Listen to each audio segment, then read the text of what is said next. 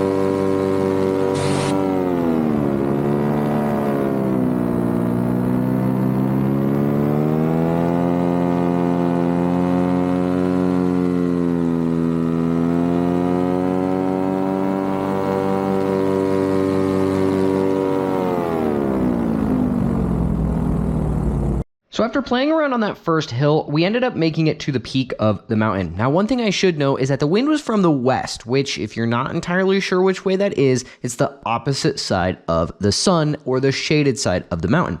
So as I was approaching towards the mountain and I recognized that wind direction, I actually climbed above the peak and I went north. So I went away from the peak. That way I was out of the rotor. I could climb up above the top of the mountain, and then I could get to the peak, descend down on the windward side, and play around on the mountain. Now, this is again at like 11,500 something feet. For reference, the launch is about 5,000. So we're somewhere around 6,500 above ground level, which is just way up there, dude. The trees are starting to turn here in Utah, so that was just a stunningly beautiful valley to the sunny side. I would have loved to have dropped in on that valley, but it just was in the rotor side. It was not smart, would have been turbulent and super risky in the as well. But anyways, cruised around up there before I absolutely froze, and I descended down on the western side, which is the windward side and the good side to do so.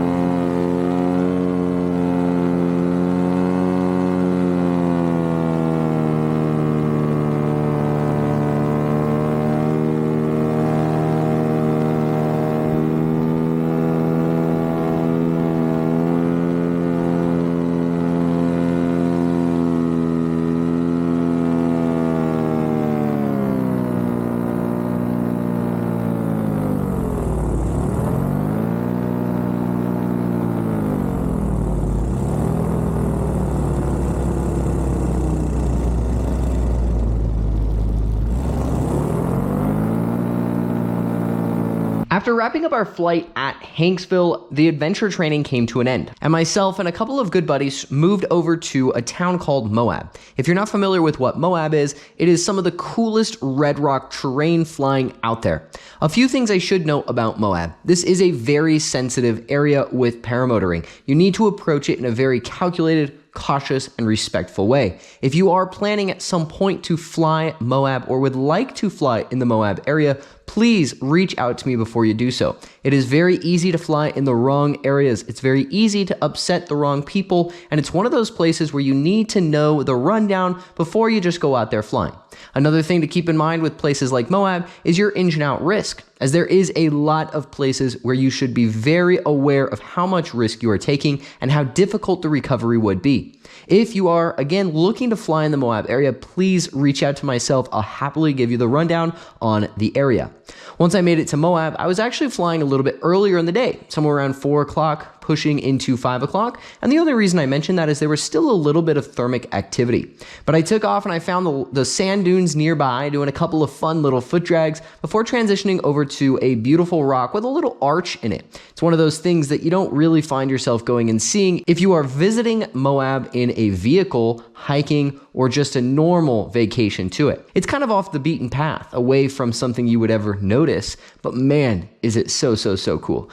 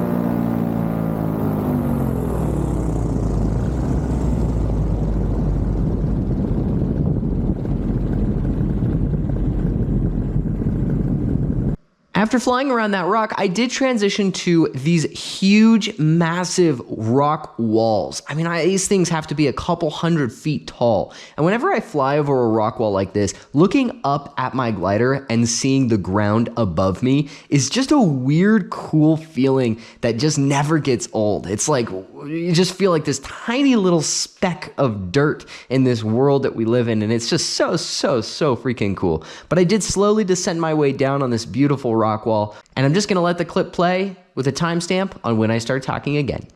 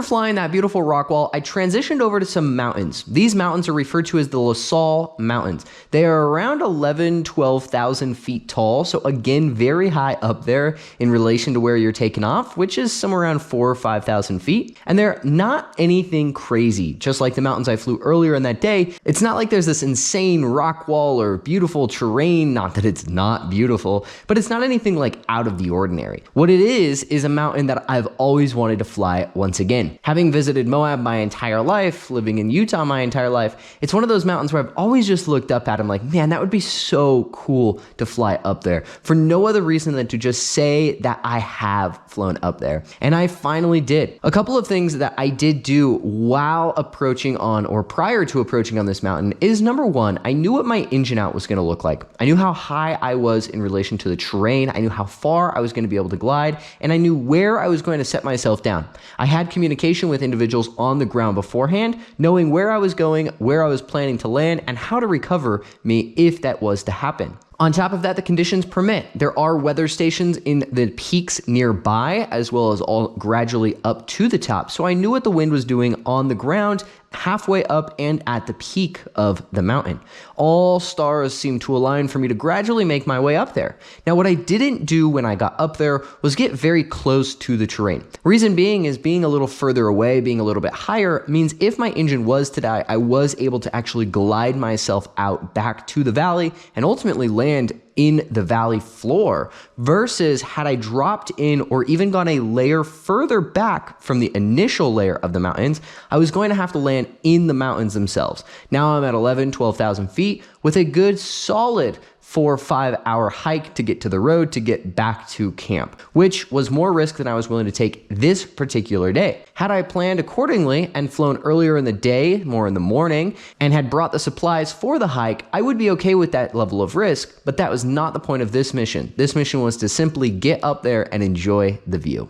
After flying that mountain peak, I slowly glided my way down. One thing I wanted to add that I did do in this particular case is that I never let my engine idle. If you are descending down from a mountain peak or into a valley, canyon, or anything of those sorts, one thing you want to do is constantly be blipping the throttle of the engine, and or you want to be holding a small amount of throttle the entire time. The reason being is these little two-stroke engines do not like to just idle. If you just leave them idling, there's a chance that you're going to foul out the spark plug and that the engine is actually going to die on you, in which case you'll have to restart it. Now, if you're at 5,000 feet in the sky, that's not the end of the world, but if you're dropping into the bottom of a valley and you're at 30 feet and it dies, that's a whole nother story. So as a general rule of thumb, I'm either blipping the throttle or holding a little bit of throttle the whole time. After gliding my way down, I ended up cruising through this beautiful little canyon. It wasn't anything crazy, but just being down there and cruising back and forth between the canyon walls as it turns and ebbs and flows